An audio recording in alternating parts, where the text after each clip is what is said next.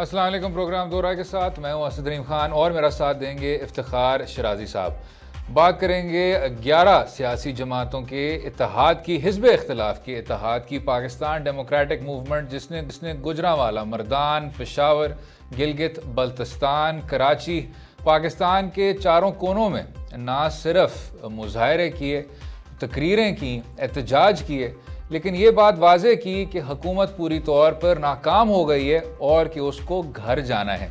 पाकिस्तान मुस्लिम league नवाज़, जो कि PDM का एक मरकज़ी हिस्सा है, उसका कहना है और उसके सीनियर रहनुमाओं का कहना है कि हमारा मकसद है उस तरह के इंतखाबात जो कि मुदाखलत से पाक हो जाएं। लेकिन दूसरी जानिब पाकिस्तान पीपल्स पार्टी बार बार बात करती है मुख्तलिफ ऑप्शंस की।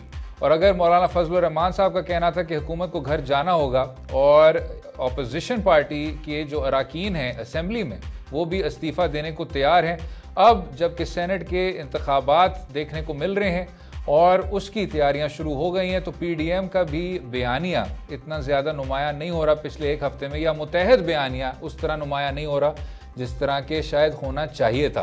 हुकूमत वक्त का कहना है कि अपोजिशन पार्टीज़ NRO मांग रही है, बल्कि ज़रा सुन लेते हैं इससे पहले कि आगे बढ़ें कि वज़ीर आज़म इमरान खान का क्या कहना था इन्हीं सेनेट के इंतखाबात के हवाले से कि नशिस्तों को ख़रीदा जा रहा है।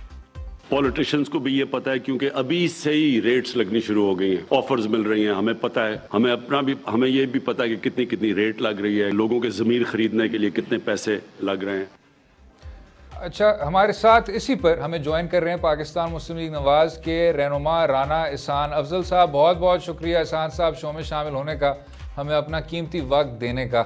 इससे पहले कि सर आपसे पूछूं PDM ने क्या लाहेअमल तय किया है आने वाले हफ्तों के लिए, अगर हम पहले सेनेट के इंतखाबात की बात कर लें सर, जो PMLN का एक बयानिया है कि आप इस तरह ऐसी तरमीम नहीं ला सकते, किस तरह देखते हैं जनाब? देखिए, सबसे पहले तो ये कॉन्स्टिट्यूशनल मैटर है और अगर कॉन्स्टिट्यूशन में आपने अमेंडमेंट करनी है तो वो डेफिनेटली जो है वो नेशनल असेंबली के थ्रू ही टेबल की जा सकती है, तो रास्ता तो वो है। लेकिन इसके बरक्स हुकूमत जो है उसने रेफरेंस जो है वो दायर कर दिया है कोर्ट के अंदर, और वो कोर्ट की जो है वो मदद मांग रही है कि वो इसमें तशरीह करे। जब उनको मेरे ख्याल से अब बज़ाहिर नजर आ रहा है कि कोर्ट ने निगेट ही करना है इस चीज को, तो अब वो बिल टेबल करने की बात करिए। लेकिन यहाँ ऑपोजिशन का बड़ा क्लियर मौक़िफ़ है कि ये चीज एक तो इतनी तेजी में नहीं होनी चाहिए, इसके ऊपर प्रॉपर डिस्कशन होनी चाहिए है असेंबली के अंदर।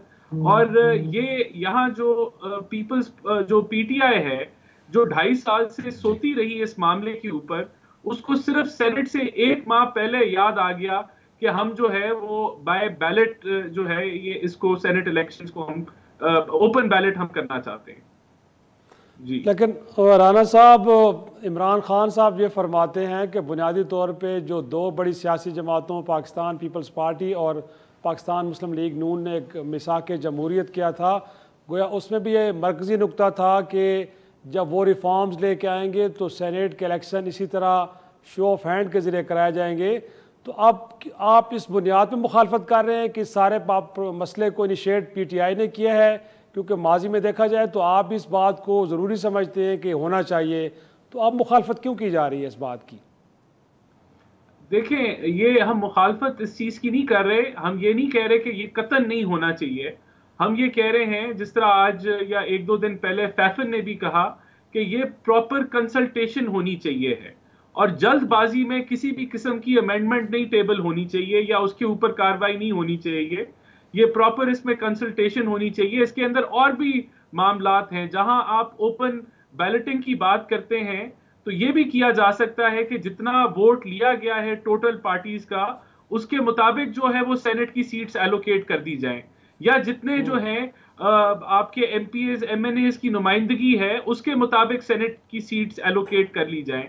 तो ये कोई इस तरह का मामला नहीं है कि ये 1 महीने में या हफ्ते के अंदर तय कर पा जाएगा। ऑपोजिशन को बिल्कुल इन मामलात के ऊपर कॉन्फिडेंस में नहीं लिया गया और ये जल्दबाजी में ये हुकूमत कर रही है, क्योंकि हुकूमत को परेशानी है कि उनकी जो नाअहल परफॉर्मेंस है और इनके जो अपने मेंबर प्रोविंशियल असेंबली और जो मेंबर नेशनल असेंबली हैं वो इनसे नाला हैं और वो शायद इनके साथ अब नहीं खड़े। तो इस बुखलाहट के अंदर ये हुकूमत तेजी से ये बिल पास करना चाह रही है, कतन हम इसको टोटली निगेट नहीं करेंगे, लेकिन इसके ऊपर प्रॉपर कंसल्टेशन होनी चाहिए है, डिटेल्ड ब्रेनस्टॉर्मिंग होनी चाहिए है, और मैं नहीं समझता कि ये इतने शॉर्ट पीरियड में ये सब कुछ हो सकता है। अच्छा इहसान साहब, क्या आपको लगता है कि अब कुछ ना कुछ मुस्बत इकदाम हुकूमत वक्त ले रही है, कंसिडरिंग पहले जैसे आपने कहा अदालत उज़्मा में रेफरेंस दायर करने की कोशिश की, बल्कि की एडवाइजरी जुरिस्डिक्शन में उन्होंने कहा कि अदालत उज़्मा हमें जवाब दे, लेकिन अब सर आपने देखा कि उन्होंने ये बात कर ली है कि आइन में ही तरमीम होगी और हम इसको पार्लियामान के ज़रिए करेंगे, और जो लॉ एंड जस्टिस की पार्लियामानी कमेटी है उसमें PTI बिल के जो कुछ गैर हतमी नुकात हैं वो प्रेजेंट कर चुकी है, जिसपे JUIFA और पीपल्स पार्टी के अरकान इख्तलाफ कर चुके हैं। तो क्या हम कह सकते हैं कि पार्लियामेंट्री प्रोसेस कुछ ना कुछ चल पड़ी है और लोग अब इस पर सर जोड़ रहे हैं मुख्तलिफ सियासी जमातों की जानिब से? बिल्कुल, देखिए पार्लियामेंट ही ऐसा फोरम है जहां से ये सब कुछ होना चाहिए है। बदकिस्मती से ये 2.5 साल में तो नहीं चला सके पार्लियामेंट को, अब आगे देखते हैं क्या मामलात होते हैं, लेकिन इसमें कोई शक नहीं कि पार्लियामेंट ही वो फोरम है जहां किसी भी किस्म की आपने अमेंडमेंट करनी है या चेंज लानी है, यही करेक्ट फोरम है। बिल्कुल। तो राना साहब, वैसे आपने बड़ी अच्छी बातें कही हैं जो आप फरमा रहे हैं कि पार्टी के जितने लोग हैं उसके अकॉर्डिंगली उनकी सीटें एलोकेट कर दी जाएं, तो ऐन मुमकिन है कि आपकी जमात ऐसा कोई बिल पैदल ला सकती है, लेकिन मेरे ख्याल में आपका इरादा नहीं है।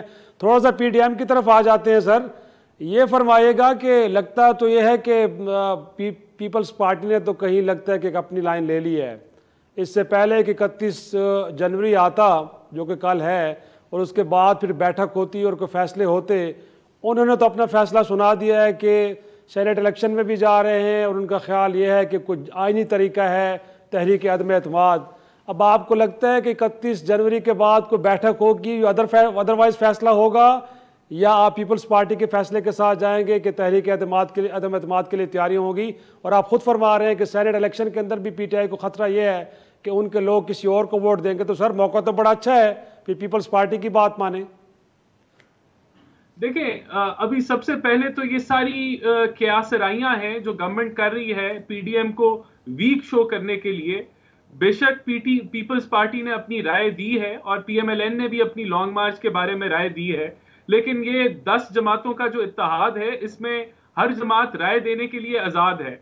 लेकिन 4 फरवरी को हमारा इजलास है PDM का, जिसके अंदर जो मुश्तरका लाएमल है वो आगे आएगा। मैं नहीं समझता किसी भी किस्म की कोई कंफ्यूजन है, लोगों के पार्टीज के अपने ओपिनियन जरूर हैं और ये पहले भी ओपिनियंस थे, लेकिन यहाँ PDM 26 नुकात पे इकट्ठी हुई और उसके ऊपर जो है एक यूनिटी थी, और मैं समझता हूं अभी आगे आने वाले हफ्ते के अंदर ये क्लैरिटी आ जाएगी। जहां तक PDM की मूवमेंट है, मैं समझता हूं वो कामयाब जा रही है। हमने ये अवाम को बड़े अच्छे तरीके से नरेशन दी कि ये हुकूमत जो है एक सिलेक्टेड हुकूमत है और ये निज़ाम एक हाइब्रिड निज़ाम है, और ये जमहूरियत जो है एक हैंडीकैप्ड और कंट्रोल्ड जमहूरियत है, जिसकी वजह से ये मुल्क नहीं चल रहा और आगे भी नहीं चलेगा। तो ये जो नैरेटिव है ये अवाम को समझ आ गया है, और इंशाअल्लाह ताला जो हमारा हदफ है कि इस निज़ाम को चेंज करना, जो हमारा एक मेन गोल है कि इस निज़ाम में से पॉलिटिकल इंटरफेरेंस को दूर करना मुख्तदर इदारों का, उसको हम परसू कर रहे हैं। और ये PDM जो है अपना आगे लाएमल जब देगी तो ये जो मुख्तलिफ बयानात आ रहे हैं मुख्तलिफ जो 10 हमारी जमातों के, ये एक बयान में तब्दील हो जाएंगे। राना एहसान साहब, इसी इशू पर सर आपने देखा कि जब इलेक्शन एक्ट 2017 को पास किया गया था तो उसकी बहुत ज़्यादा तारीफ़ की गई थी। उससे पहले भी अगर आप चले जाएं सर, जब पाकिस्तान पीपल्स पार्टी की हुकूमत आई तो पाकिस्तान मुस्लिम लीग नवाज ने उसके साथ, हालांकि एक टेम्परेरी कोalition था लेकिन एक कोalition हुकूमत थी। जब आप कहते हैं सर और मुस्लिम लीग नवाज के दीगर रहनुमा कहते हैं कि हम चाहते हैं इंतखाबात मुदाखलत से पाक हों, तो इस कानून साजी की रोशनी में भी और इन पॉलिसीज़ की रोशनी में भी वो क्या कुछ करना चाहिए कि जो अगले इंतखाबात हों वो इस तरह के इल्ज़ामात से पाक हों? सर देखिए, अब इसकी एग्जाम्पल आप यहां से इसका कंपैरिजन ले लें कि जब फैटिफ के ऊपर ऑपोजिशन ने पूरा ताबन किया, क्योंकि एक नेशनल इंटरेस्ट का मामला था, और हमने 13 बिल्स जो हैं वो पास किए असेंबली से, और उसके बाद जो हुकूमत नैब के ऊपर खुद अमेंडमेंट्स जो है वो लेके आई और उस पर जब डिस्कशन हुई तो हुकूमत ने इल्जाम लगा दिया कि ऑपोजिशन NRO लेना चाहती है यानी कि एक ऑर्डिनेंस असेंबली से लेना चाहती है, जबकि अगर वो असेंबली में जिसके अंदर उनकी मेजॉरिटी है पीटीआई की, ये अगर कमेटीज में जाता डिस्कशन होता तो कभी भी कोई ऐसी चीज ना पास होती जो पीटीआई मेजॉरिटी में बैठे हुए के गलत है। तो ये एक उन्होंने पॉलिटिकल गेम खेली। इसी तरह 2.5 सालों से असेंबली नहीं चल रही, इसलिए नहीं चल रही क्योंकि जो आपका स्पीकर है वो पार्टिजन है, उसको भी वो भी पीटीआई की लाइन टो कर रहा है।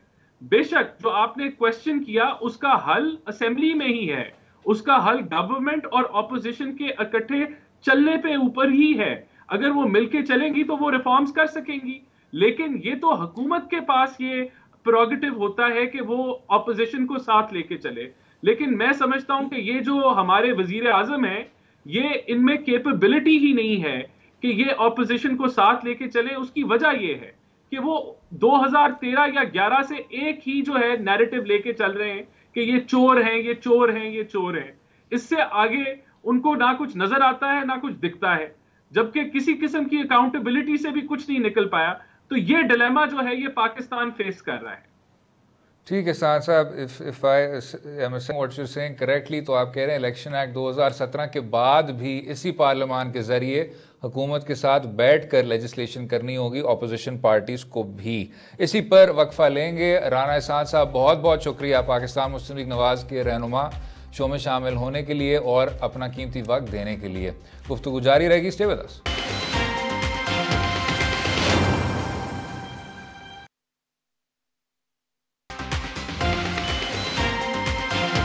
वेलकम बैक टू गोराय। बात कर रहे थे पीडीएम के मुस्तकबिल के मुतालिक और सेनेट के आने वाले इंतखाबात की। जनाब शराजी साहब, आपने सवाल तो किया सर स्ट्रेट कि जी लॉन्ग मार्च होगा या आप कोई करारदाद पास करेंगे, अदम एतमाद की कोशिश करेंगे, या कहेंगे कि वज़ीर आज़म इमरान खान साहब मुस्ताफ़ी हो जाएं। लेकिन उस पर अभी भी जिस तरह राना एहसान साहब बात कर रहे थे, ये एक इत्तेहाद है और शायद जमहूरियत का यही हुस्न है कि जब 11 सियासी जमातें हों तो मुख्तलिफ आरा रखते हैं। किस तरह देखते हैं शराज साहब? अच्छा, मेरा ख़्याल में राना साहब को इसी तरह खुशफहमी में मुब्तला होना भी चाहिए और पॉजिटिव रहना भी चाहिए। ज़ाहिर सी बात है वो नून लीग का हिस्सा हैं और उनकी ख्वाहिश ये है कि जो वो एक मुहिम ले कर चलें वो कामयाबी से हमकनार हो। लेकिन मेरी इतलात ये हैं असद के पिछले दिनों इस्लामाबाद में एक और अहम मुलाकात हुई है और ये मुलाकात मरियम नवाज साहबा की हुई है। और उस मुलाकात के बाद अब काफ़ी चीज़ें लगता ही है कि सेटल हो गई हैं और जिस तरह हमें पीपल्स पार्टी का मिजाज बदला हुआ नज़र आ रहा है और वो अब किसी गैर आइनी इक़दाम की हिमायत करने को तैयार नहीं है और ना उनका हिस्सा बनने को तैयार हैं। इसी तरह आने वाले दिनों में गोया कि कल 31 जनवरी और उसके बाद जिस तरह वो फरमा रहे थे राना साहब के 4 फरवरी को एक इजलास होगा पीडीएम का, तो मेरा नहीं ख्याल कि उस पीडीएम के इजलास से कोई एग्रेसिव एक और नई कैंपेन की अनाउंसमेंट होगी। मेरी इतलात ये हैं और ये इसको मुस्तकबिल में हम कंफर्म भी करेंगे कि वो मुलाकात कहाँ पे हुई और कितनी अहम थी। तो मेरा ख्याल है कि बुनियादी तौर पे अब ये जो 2 मेन स्ट्रीम जमातें थीं, ये दोनों की दोनों इन्होंने अब एक सेंसिबल पॉलिसी अपना ली है और वो यही है कि हमने हेड ऑन नहीं होना। नहीं, लेकिन जो जिस मीटिंग की आप बात कर रहे हैं सर, आपने अभी एक मुलाकात की बात की, तो क्या पाकिस्तान मुस्लिम लीग नवाज़ की जो नायब सदर हैं वो फेलो जमहूरी कुव्वतों से मुलाकात कर रही हैं शराजी साहब? अब ये आप तफसील में नहीं जाना सर, तफसील में नहीं जा सकता मैं तफसील में नहीं जा सकता, लेकिन इतना ज़रूर कंफर्म करूँगा कि मुलाकात ज़रूर हुई है। बट आने वाले वक्त में यकीनी तौर पे जब माजी की मुलाकातों का जिक्र हुआ तो इसका भी ज़रूर होगा। लेकिन उसके बाद वो कहा यह जा रहा है कि बड़ी मुस्बत मुलाकात थी, बड़े पॉजिटिव नोट के ऊपर उसका अख्ताम हुआ है।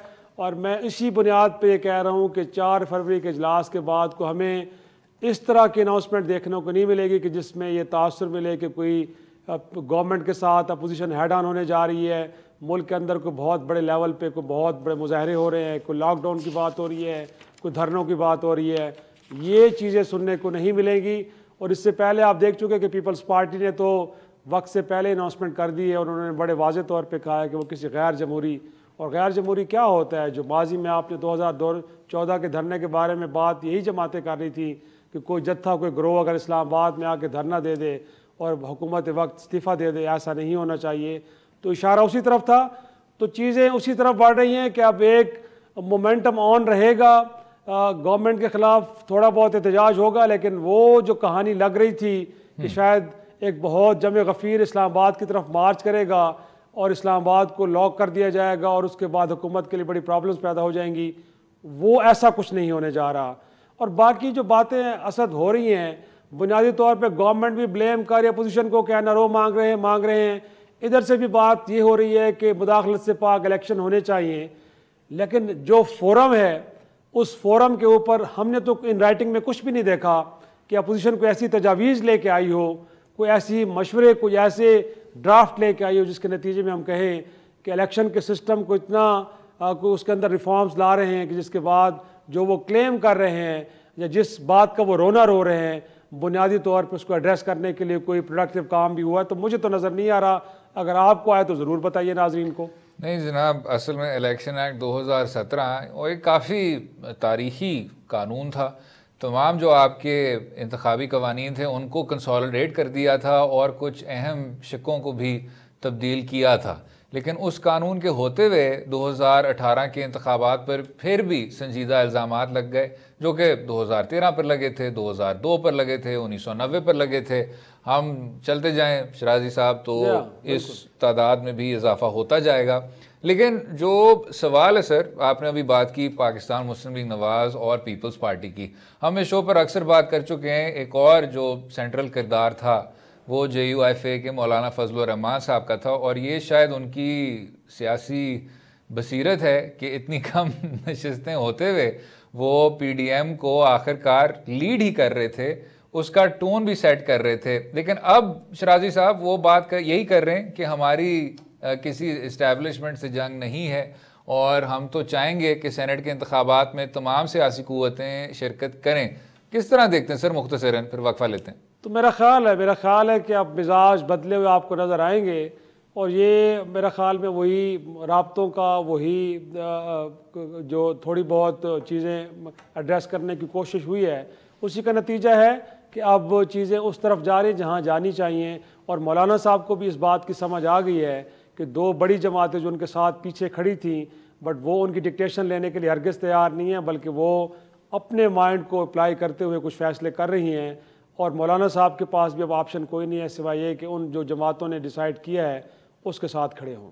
ये अजीब बात है शराजी साहब, अगर इतनी देर बाद सुन ली तो 2-4 और माह बाद सुन लेते। वक्फा लें, वक्फे के बाद गुफ्तगू जारी रहेगी। स्टे विद अस।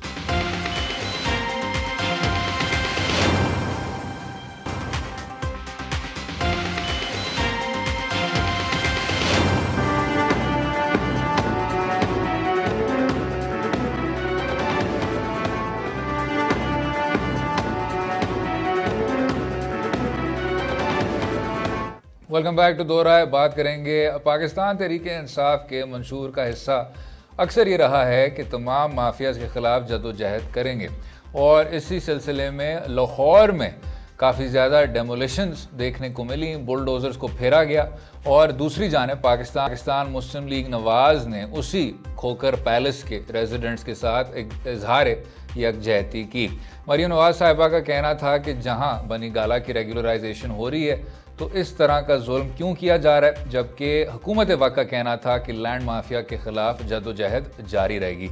इसी पर बात करने के लिए हमारे साथ हैं पाकिस्तान तहरीक इंसाफ के सीनियर रहनुमा और general secretary information Ahmad Jawad साहब। बहुत बहुत शुक्रिया अहमद साहब शो में शामिल होने का, हमें अपना कीमती वक्त देने का। ये बताइएगा सर, सबसे पहले जो मुवाजना किया जा रहा है कि जी आप इस चीज़ को क्यों तरजीह दे रहे हैं जबकि और जगहें बनी गाला में, इस्लामाबाद में इस तरह की गैर कानूनी रेगुलराइजेशंस हुई हैं और हमें किसी और प्रिज्म के ज़रिए देखा जा रहा है, उस पर सर क्या कहते हैं आप? ये जो PMLN का एक मौक़िफ़ है। देखें असद, कोई भी ड्राइव चाहे वो इंक्रोचमेंट के वाले से इस्लामाबाद में हो, आपको याद भी होगा कि इस्लामाबाद में इंक्रोचमेंट की बहुत सारी ड्राइव्स हुई हैं, अभी भी जारी हैं। तो हम कभी ये नहीं कहते कि इस्लामाबाद में क्यों हो रही हैं तो ये पंजाब में क्यों नहीं हो रही, या इसके खिलाफ हो रही हैं तो इसके खिलाफ क्यों नहीं हो रही। ये तो देखें तमाम सूबों में होनी चाहिए, हर जगह पे होनी चाहिए इंक्रोचमेंट के हवाले से। और मेरा ख्याल है कि एक आम आदमी के लिए ये बड़ी एक अहम चीज़ है कि एक ताकतवर क्यों गवर्नमेंट की ज़मीन के ऊपर कब्जा करके तो अपने उस पर महल बना ले, पैलेसेस बना ले, ये तो एक सरासर नाइंसाफ़ी है और ऐसे ताकतवर लोगों के ऊपर इससे पहले कभी हाथ नहीं डाला गया। आपको याद होगा कि इस्लामाबाद हाईवे के ऊपर पीटीआई की गवर्नमेंट के आते साथ ही वहाँ पे पेट्रोल पंप, मैकडोनल्ड और बड़े बड़े जो हैं घर जो तामीर हुए थे इंक्रोचमेंट के, वो बुलडोजर से गिराए गए थे। तो ये मेरा ख्याल है कि ये तो एक अच्छी बात है। हाँ, हम अगर कोई भी, चाहे उसका ताल्लुक पीटीआई से हो या उसका ताल्लुक अपोजिशन के साथ हो, इसमें हमें डिस्क्रिमिनेट नहीं करना चाहिए। मैं आपको एक छोटी सी एग्जांपल देता हूं कि रिसेंटली पाक व्यूज एक हाउसिंग सोसाइटी है, उसमें अलीम खान की वो सोसाइटी है और सीडीए ने उसका एनओसी कैंसिल कर दिया है। ऑल्दो ये अभी इसके ऊपर डिसीजन पेंडिंग है, वो भी इसको कोर्ट के अंदर परसू कर रही हैं, क्या फैसला होता है नहीं पता, लेकिन फॉर द टाइम बीइंग, यानी हुकूमत वक्त के होते हुए पीटीआई के एक लीडर का जो कि एनओसी मौजूद था, उसको अगर कैंसिल कर दिया जाता है तो इसका मतलब है कि मेरिट के ऊपर सीडीए भी अपना काम कर रहा है और मेरिट के ऊपर ही गवर्नमेंट, पंजाब की गवर्नमेंट, वो इंक्रोचमेंट के खिलाफ या कोई वायलेशन है हाउसिंग सोसाइटीज की है उसके खिलाफ कर रही है। अच्छा अहमद साहब, आप हमेशा सर क्लैरिटी से जवाब देते हैं। आपने ये जिक्र किया इफ्तिखार चौधरी साहब के, ये जो उनके केसेस थे उनकी नज़र में एक और सर फैसला आ चुका है अदालत उज़्मा का, इट हैज़ अटेन्ड फाइनलिटी। 4 मई 2018 का जस्टिस एजाज अफजल खान साहब का पिंडी के फॉरेस्ट लैंड के मुतालिक, जिसमें ये कहा गया और ये वाज़ेह है उस जजमेंट में भी कि बहरिया टाउन ने पाकिस्तान मुस्लिम लीग काफ, जो कि इस हुकूमत की अहम इत्तेहादी है, उनके लीडरान जो शामिल थे उस सारी चीज़ में, उन्होंने उस लैंड को गैर कानूनी तौर पर अलॉट किया और फिर बहरिया टाउन ने उस पर इंक्रोच किया। ये हमारे कौमी वसाइल हैं, कुदरती वसाइल हैं और इन पर इस तरह की कोई गैर कानूनी कार्रवाई नहीं करनी चाहिए। साथ में उन्होंने कहा कि नैब के रेफरेंसेस भी फाइल होने चाहिए। तो 2 मुख्तसर सवालात अहमद साहब, क्या नैब इसी इशू पर हरकत में आएगी अदालत उज़्मा के फैसले की रोशनी में, और साथ में सर क्या इस फॉरेस्ट लैंड के इशू को भी पीटीआई उसी तरह टेकअप करेगी जिस तरह ये खोखर पैलेस पर किया है? असद, आपने शिराजी साहब ने भी पर्टिनेंट क्वेश्चन किया था, आपका क्वेश्चन भी बिल्कुल पर्टिनेंट है। आप जो बात कर रहे हैं वो ये है कि कानून सब के लिए एक जैसा होना चाहिए। आप ये कह रहे हैं कि अगर खोखर पैलेस में हुआ है एक्शन तो बहरिया एनक्लेव में भी होना चाहिए, वो बहरिया टाउन में भी होना चाहिए। मैं इससे 101% मैं इत्तफाक करता हूँ और ये हुकूमत की जिम्मेदारी है कि वो जहां जहां पे भी ऐसी वायलेशंस हो उनके खिलाफ एक्शन लिया जाए। मेरे पास पिंडी फॉरेस्ट लैंड के हवाले से फिलहाल तो मेरे पास कोई मालूमात नहीं है, लेकिन जिस तरह से आपने बड़ा प्रिसाइजली 4 मई 2018 का ये एक वर्डिक्ट है उसके बारे में आपने जिक्र किया है, तो मैं समझता हूं कि इसको भी इन्वेस्टिगेट करना चाहिए। बिल्कुल किसी किस्म की कोई डिस्क्रिमिनेशन नहीं होनी चाहिए। अहमद जवाद साहब, central information secretary Pakistan Tehreek Insaf, बहुत शुक्रिया सर शो में शामिल होने का, हमें अपना कीमती वक्त देने का। वेरी क्विकली शिराजी साहब, जो अहमद जवाद साहब का कहना था कि जी हम सब इसको अक्रॉस द बोर्ड देखना चाहते हैं इस कार्रवाई को, और अगर कोई कोताहियाँ हैं तो उनको भी इन्वेस्टिगेट किया जाएगा, किस तरह देखते हैं सर? आपका भी बड़ा पर्टिनेंट नुक्ता था कि 2.5 साल तो हो गए, क्या बाकी 2.5 साल में इस तरह की इतनी मजबूत माफियाज के खिलाफ जदोजहद की जा सकेगी? बिल्कुल होनी चाहिए ना, हम इसको अप्रिशिएट कर रहे हैं। अगर ये गैर कानूनी था तो बड़ा अच्छा किया, लेकिन जो रेलवे के अराजी के ऊपर गैर कानूनी तामीरात हो चुकी हैं, जो प्लाजे बन चुके हैं, वो कब गिराए जाएंगे? खुद इस्लामाबाद के अंदर कितने ग्रीन बेल्ट्स हैं जो सरकारी इदारों ने उनके ऊपर कब्जा किया हुआ है, कितने रोड्स हैं जिनके ऊपर इंक्रोचमेंट हुई है। मैं वैसे वेरी क्विकली शिराजी साहब आपको इंटरप्ट कर रहा हूं, लेकिन आपकी ही ओपिनियन लेनी है। मैंने जो प्राइम मिनिस्टर ने कहा था इसी सब्जेक्ट के बारे में, जरा सुन लेते हैं। कहते हैं ना तब्दीली क्या है, ये है तब्दीली। मैंने बड़ा महल गिरते देखा, सबसे बड़ा लाहौर का कब्जा ग्रुप जिसकी पुश्त पे पिछड़ा वजीर आजम और उसकी फैमिली खड़ी थी, जो उनके होते हुए जमीन कब्जा हो रही थी, बड़े बड़े डाकुओं के ऊपर हाथ पड़ेगा, ये है तब्दीली। तो शिराजी साहब, शायद ये मीडिया को नहीं करना चाहिए कि अगर आपने एक चीज़ की तो बाकी चीज़ों पे आए, लेकिन क्या इसका मतलब है कि sugar mafia, wheat mafia, water tanker mafia और जो सबसे बड़ी माफिया लैंड माफिया, जिनमें अभी हमने जिक्र किया था कई केसेस का, इस्लामाबाद में, कराची में, इन सब के पीछे पीटीआई जाएगी सर, हुकूमत जाएगी? हम तो यही चाहेंगे कि जिस तरह इस मामले पे इतना अग्रेसिवली एक तरह से एक्शन लिया गया है कि फ़ौरन तामीरात भी गिराई गई हैं, ज़मीनें वागुजार करा के, तो फिर उनका कब्ज़ा भी हासिल किया गया है। बिल्कुल शुगर माफिया हो, आटा माफिया हो, तेल माफिया हो, जो भी हैं उनके ख़िलाफ़ इसी तरह की कार्रवाई होती हुई नज़र आनी चाहिए, वरना तो तासुर यही असर जाएगा ना। इस वक्त नैब की कार्रवाइयाँ हों तो उसके अंदर भी जो प्री डोमिनेंट लोग पकड़े जा रहे हैं वो अपोजिशन के हैं। इसी तरह अगर ये तामीरात भी गिर रही हैं, कब्जे छुड़ाए जा रहे हैं, वो भी अगर किसी एक मखसूस जमात से या अपोजिशन से ताल्लुक़ हो तो फिर तो तासुर ये जाएगा कि मुखालफिन को रगड़ा जा रहा है, अपने लोगों को कुछ भी नहीं कहा जा रहा। तो फिर दोनों को एक ही आंख से देखें, एक ही तरह की कार्रवाई हो तो फिर तो मेरा ख्याल में वाह वाह होगी, वरना मेरा ख्याल है कि तासुर जो बन रहा है वही होगा, फिर वही होगा। और 2.5 साल से यही बात हो रही है। वक्फा लेंगे, वक्फे के बाद गुफ्तगू जारी रहिएगा हमारे साथ।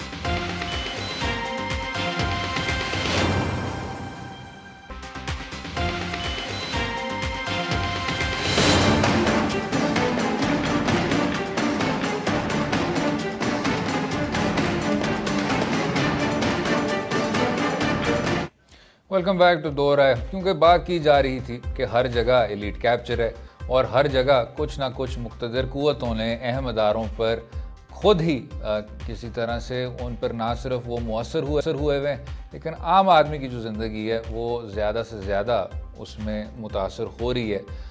शुगर माफिया का जो एक इशू सामने आया था उसमें ना सिर्फ पाकिस्तान तहरीक इंसाफ ने एक बहुत हाई पावर्ड इंक्वायरी कमेटी तश्कील दी थी वाजिद ज़िया साहब की सरबराही में, उस पर भी एक तफसीलन रिपोर्ट तो सामने आ गई जिसको सब ने पढ़ा भी, और उसके बाद तमाम अदारों को पीटीआई ने तो कहा, वज़ीर आज़म ने तो कहा कि हरकत में आए।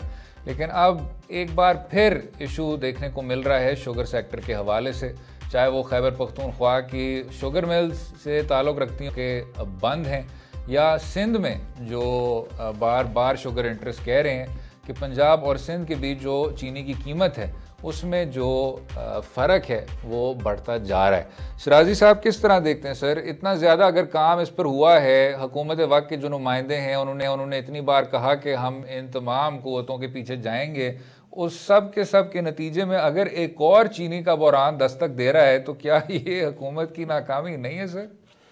बस अब क्या कहें, पता नहीं बैरून मुल्क से भी चीनी आ रही है, मुल्क के अंदर भी चीनी प्रोड्यूस हो रही है, और हालत यह है कि बहरान शिद्दत इख्तियार करता जा रहा है। और आज की जो खबर हमने पढ़ी है उसमें यह है कि अब जो शुगर मिलें हैं वो बंद हो रही हैं, और जो मुल्क के अंदर शुगर केन की फराहमी है उसको लेकर सबसे बड़ा इशू बना हुआ है कि जो इस वक्त फ़ी मन कीमत मुकर्रर की गई थी अब उससे भी कहीं ज़्यादा पे, गोया के 200 के बजाय 350 पे बिक रहा है। और अगर शुगर मिले कहती है कि इस कीमत पे हमने गना ख़रीदा तो प्रॉब्लम है कि फिर हमें 125 रुपये पे चीनी बेचनी पड़ेगी, और हुकूमत इस बात को मानने के लिए तैयार नहीं है कि जो अब आपकी इनपुट कास्ट बढ़ेगी तो फिर यकीनी तौर पे चीनी की कीमत भी बढ़ेगी। लेकिन साथ में हुआ क्या है, एक जो फ़ैसला और गलत हुआ है कि बुनियादी तौर पे 30 नवंबर को कहीं क्रशिंग सीज़न शुरू होता था, और हुकूमत ने बहरान को हल करने के लिए वो भी कोई 20 दिन 25 दिन पहले, गोया कि पहले नवंबर के पहले हफ्ते में क्रशिंग सीज़न का आगाज़ करवा दिया। अब उसको लेके शुगर मिल मालकान कहते हैं कि उस वक्त गन्ना मुकम्मल तौर पे तैयार नहीं होता, और वो जो उससे एक रिक्वायर्ड रस चाहिए वो उतना मिल नहीं पाता, तो उसके अगेंस्ट चीनी उस मकदार में बनी नहीं है, तो वो भी उनको एक नुकसान हुआ है। तो अब देखना ये है कि सारे प्रॉब्लम को हुकूमत के कैसे रिजॉल्व करेगी। मुझे लगता है कि जब ये क्रशिंग सीज़न ऑफ होगा तो यकीनी तौर पे हम फिर भाग रहे होंगे और बाहर से चीनी मंगवा रहे होंगे, मुल्क के अंदर फिर एक बहुत बड़ा बहरान, और खुदा न करे मुझे लगता है कि कहीं अब कीमतें 150-200 पे न चली जाएं। लेकिन सर जब आपके पास सपोर्ट प्राइसेस हों, सब्सिडीज़ हों, टैरिफ के कोटाज हों, सारे आपके अपने ही लोग हों, सूबाई हुकूमत में भी, वफाकी हुकूमत में भी, पॉलिसी एडवाइज़र्स में भी, तो इस इंडस्ट्री का जो रिफॉर्म है वो मुश्किल से मुश्किल लगता जा रहा है। इसी पर इजाज़त लेंगे। उम्मीद है आपको आज का प्रोग्राम पसंद आया होगा। मुझे और शराजी साहब को अपनी राय से भी आगाह कीजिए और इजाज़त दें। कल तक खुदा हाफ़िज़।